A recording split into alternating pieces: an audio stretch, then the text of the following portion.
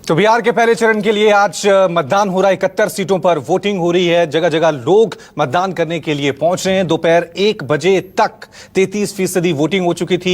8 तस्वीरें हम आपको बिहार के अलग अलग मतदान क्षेत्रों की दिखा रहे हैं। नवादा, बांका, आरा, जहानाबाद, सासाराम, लखीसराय, नौबतपुर, गया, हर जगह आप देख सकते हैं कि लोग मतदान करने के लिए पहुंच रहे हैं। अब की बार किसका होगा बिहार, यही मतदाता तय करेंगे। आपको बता दें कि जिस तरह से कोरोना का संकट पूरी दुनिया पर छाया है, उसको लेकर कोरोना के बाद बिहार ऐसा पहला राज्य है जहां पर चुनाव हो रहा है। इसको लेकर कई तरह की अटकलें लगाई जा रही थी कि क्या कोरोना के दौरान भी लोग वोटिंग के लिए निकलेंगे, लेकिन फिलहाल जिस तरह से मतदान बूथों के बाहर लोगों की भीड़ दिख रही है, उससे यह कह सकते हैं कि बिहार में लोग वोटिंग के लिए काफी जागरूक हैं और आगे बढ़कर आज मतदान कर रहे हैं। न्यूज 24 की बिहार चुनावों पर सबसे बड़ी कवरेज लगातार जारी है। 71 सीटों पर हमारे 71 रिपोर्टर मौजूद हैं। लगातार हम आपको अलग अलग मतदान क्षेत्रों से अपडेट भी दे रहे हैं। एक बार फिर रुक करेंगे हमारे संवाददाताओं का, अमिताभ जो पटना से हमारे साथ बने हुए हैं, साथ में सौरभ कुमार गया से हमारे साथ बने हुए हैं, अमित आरा से हमारे साथ जुड़े हुए, प्रशांत देव जमुई से हमारे साथ बने हुए। सबसे पहले मैं रुक करूंगा अमिताभ आपका, क्योंकि एक तरफ दोपहर के 2 बज गए हैं, 33% मतदान अभी तक हो चुका है। आप बताएं, क्योंकि एक तरफ सियासतदानों के पलटवार चल रहे हैं, अभी पटना में क्या स्थिति है? क्या लोग, क्योंकि शुरुआत धीमी हुई थी, सुबह थोड़े कम लोग निकले थे, लेकिन अब दोपहर का वक्त है, अब क्या ज्यादा लोग वोट डालने के लिए आ रहे हैं? देखिए, बिल्कुल निश्चित तौर पर जो जहां मतदान चल रहा है विक्रम और पालीगंज का इलाका है, जहां पे पहले मतदान की प्रक्रिया जो बहुत सुस्त थी, बहुत धीरे चल रही थी, अब वहां पे इजाफा हुआ और 1 बजे के बाद वहां के आंकड़े बढ़ रहे हैं। क्योंकि इसका एक बड़ा कारण ये है कि बहुत लोग होते हैं जो शाम के वक्त देना पसंद करते हैं, तो कई इलाके, लेकिन फिर भी जो 2 इलाके हैं वहाँ पर मसौढ़ी में जो है मतदान 3 बजे तक ही था, तो वहाँ पर नहीं होगा, लेकिन बाकी जो इलाके हैं वहाँ पर मतदान चल रहा है और वहाँ पर लोगों की भीड़ जो है, लोगों की जागरूकता जो अब ज़्यादा दिख रही है। साफ तौर से हमारे साथ सौरभ भी बने हुए गया से। और सौरभ, आपका रुख मैं जरूर करना चाहूंगा, क्योंकि थोड़ी देर पहले यह खबर सामने आई थी कि गया में महागठबंधन के जो उम्मीदवार हैं उन पर हमला हुआ। तो अभी क्या अपडेट है? इस तरह से हमलेबाजी होना, उसके बाद वोटिंग को लेकर गया में क्या माहौल है?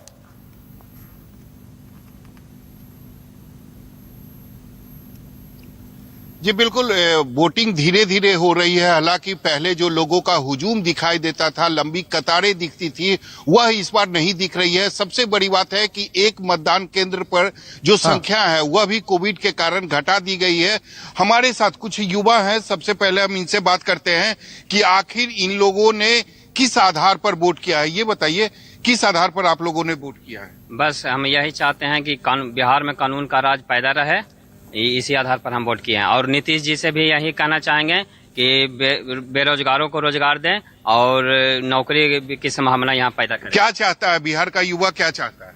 बिहार का युवा चाहता है वही, मतलब जैसे नौकरी चाहिए, या मतलब जो शिक्षा, मतलब क्या चाहता है बिहार में विकास हो सर। सब जो बेरोजगार है उसको रोजगार मिले, भूखे जो मर रहे हैं बिहार में, जो मतलब कुछ अपना कुछ पैसे कमाने के लिए इधर उधर भटक रहे हैं, जो बाहर से लोग को कोरोना वायरस के कारण बाहर से लोग जो आए हैं, उसके लिए कुछ रोजगार मिले। कुछ इस पर क्या है मुद्दा, क्या है बिहार चुनाव में मुद्दा क्या है? मुद्दा ये है सर कि हम लोग मैंने बेरोजगार हैं, पढ़ लिख करके ग्रेजुएशन किए हैं, ग्रेजुएशन करके कुछ काम नहीं मिला तो हम लोग अपना बिजनेस में उतर गए। ये बिहार के युवा हैं, इनका दर्द है कि हम लोगों ने पढ़ाई कर ली है, लेकिन आज तक हमें रोजगार नहीं मिला, और शायद इसी वजह से 2020 का जो चुनाव हो रहा है उसमें रोजगार जो है वह सबसे बड़ा मुद्दा है। जी वाकई में ये इस बार के चुनाव में बिहार में कह सकते हैं एक नई चीज देखने को मिल रही है।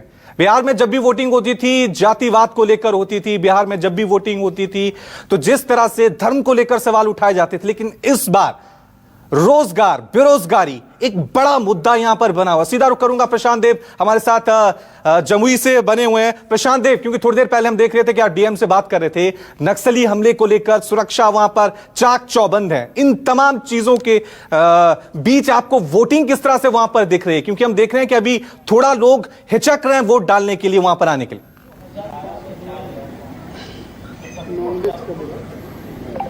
देखिए ये बात ठीक है कि कई ऐसे मतदान केंद्र हैं जहां पे भीड़ बहुत ज्यादा नहीं दिखाई दे रही है, लेकिन कई ऐसे मतदान केंद्र ऐसे भी हैं जहां पे भीड़ दिखाई दी सवेरे। तो इससे ये अंदाजा नहीं लगाया जा सकता कि कोविड की वजह से लोग डर के मारे नहीं आ रहे हैं। दरअसल में कई मतदान केंद्र ऐसे हैं जहां पे संख्या ही सीमित रखी गई है, उस हिसाब से वहां भीड़ कम दिखाई दे रही है।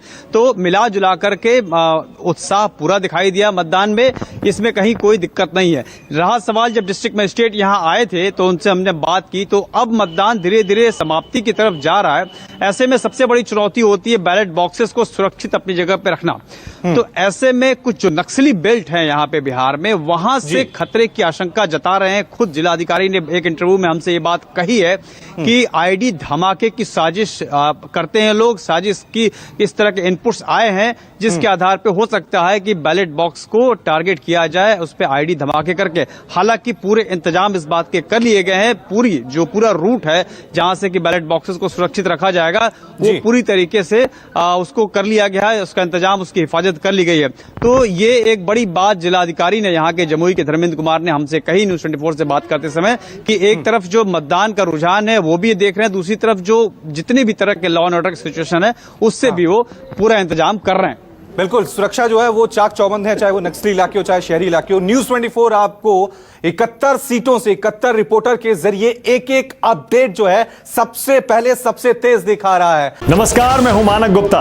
अगर आपको हमारा ये वीडियो पसंद आया हो तो इसे लाइक और शेयर जरूर करें, और हाँ, हमें सब्सक्राइब और फॉलो करना ना भूलें ताकि आप देश और दुनिया की कोई खबर मिस ना करें। चाहे कोई ब्रेकिंग न्यूज हो या कोरोना वायरस से जुड़ी कोई भी अपडेट, पॉलिटिक्स हो या आपकी जेब से जुड़ी कोई खबर, इलेक्शन की कोई न्यूज हो, कोई कंट्रोवर्सी हो या फिर कोई वायरल वीडियो, सब कुछ मिलेगा न्यूज़ 24 पर। तो जुड़े रहिए हमारे साथ और देखते रहिए न्यूज़ 24।